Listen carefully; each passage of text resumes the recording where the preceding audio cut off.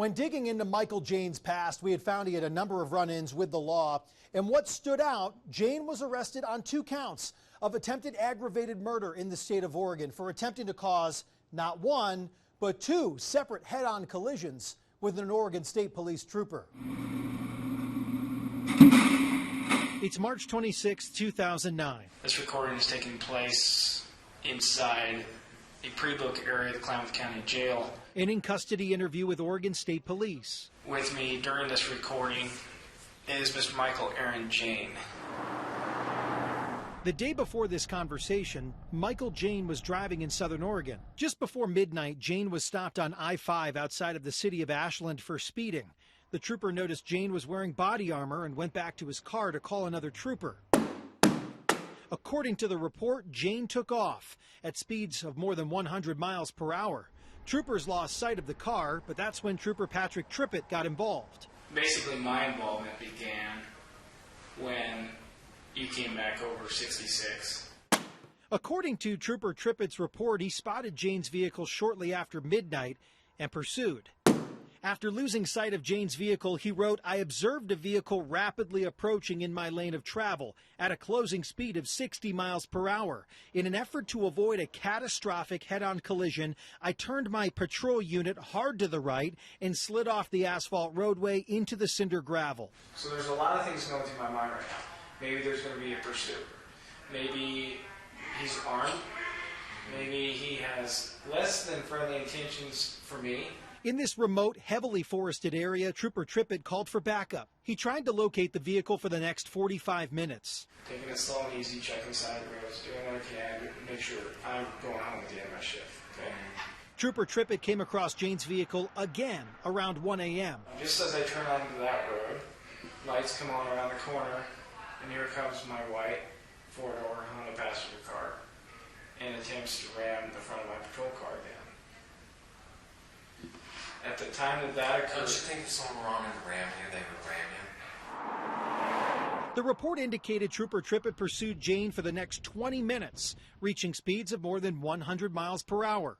Jane drove his vehicle into a dirt embankment and ran into the brush. Officers, including canines, searched throughout the night to find Jane, but were unsuccessful.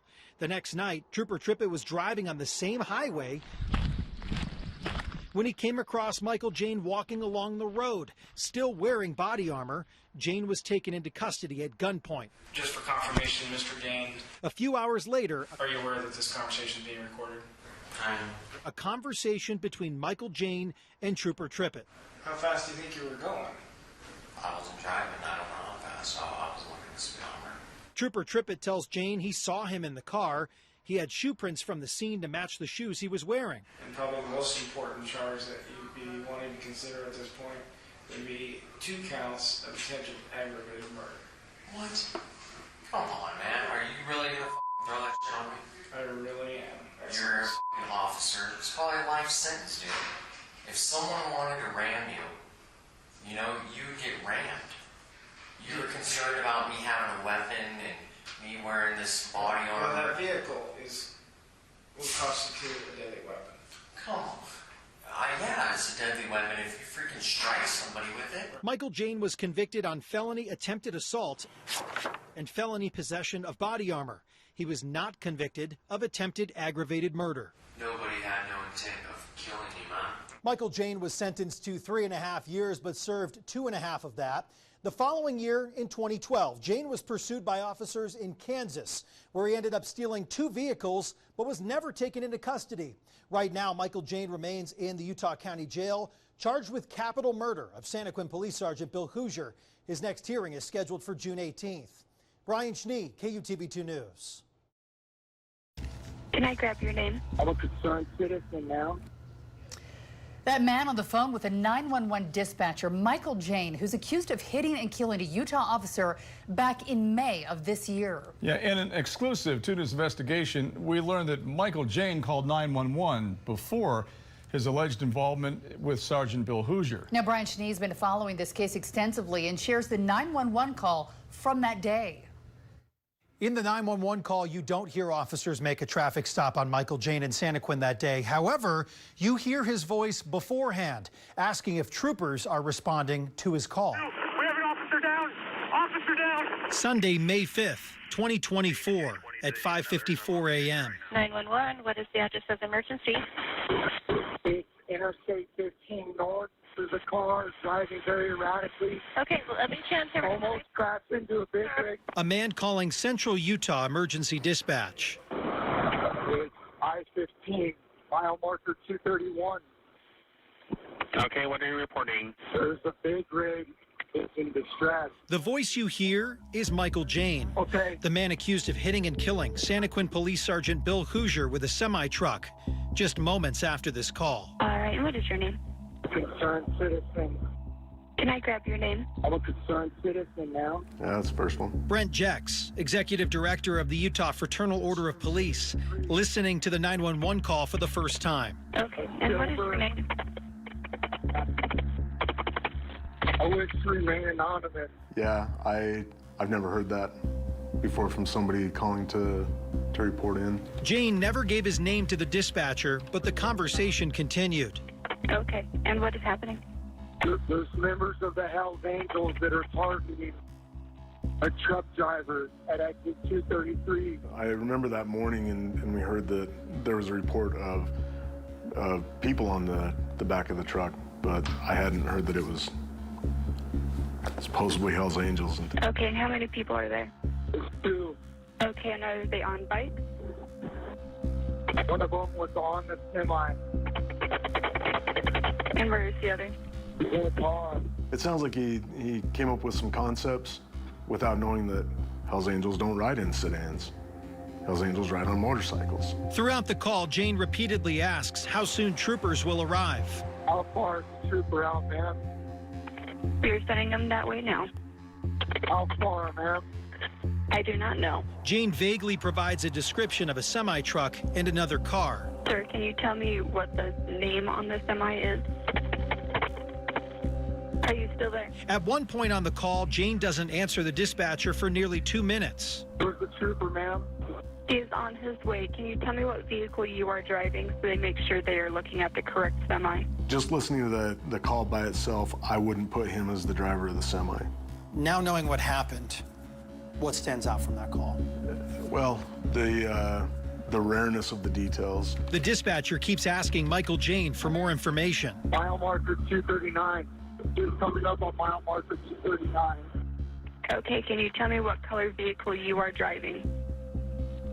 The call lasts for about 10 minutes. Jane never tells the dispatcher what vehicle he's driving. I dispatched for a little bit before I was a cop, but one of the things that they drilled in is that, you can't relay information that you don't get. Exit 242, ma'am. It's on the Rich Parkway. Okay, are you still behind the semi? Can you see them? It's almost like he's got this image of what this would look like in a movie, and that's the story that he's trying to portray. Are you able to see any vehicles or an officer behind you? Are you still there? I think the dispatcher did a really good job of trying to elicit the information. There's just not enough to go off of to connect the dots, even knowing Are you still there? what the end result was. 10-4, we still have the driver. He's not complying. A few minutes after this call ended, officers located the semi-truck with Jane behind the wheel. They pieced together that he was the one who called 911. Jane allegedly pulled away from the traffic stop, turned the semi around, and drove directly at Santaquin Police Sergeant Bill Hoosier, who died. Brent Jex says there's nothing in that 911 call to indicate a motive for what happened. Michael Jane is facing 15 criminal charges from the multiple incidents on May 5th, including a capital murder charge, has another court appearance in November. Brian Cheney, KUTV2 News. I just took off. We got a female here. Was held by gunpoint. The morning of May 5th, 2024. Semi turned around. He's going the wrong. 472. We have an officer down. Officer down. Michael Jane accused of hitting and killing Santaquin Police Sergeant Bill Hoosier with a semi-truck. Let's keep the channel clear. We don't know where the driver is. After that, And I'm at the Santaquin Maverick. Okay, is this the officer not with the semi? Yeah, I think some dude just stole a semi. Jane stole another semi, drove south to Mona before stealing a farm truck. A manhunt underway.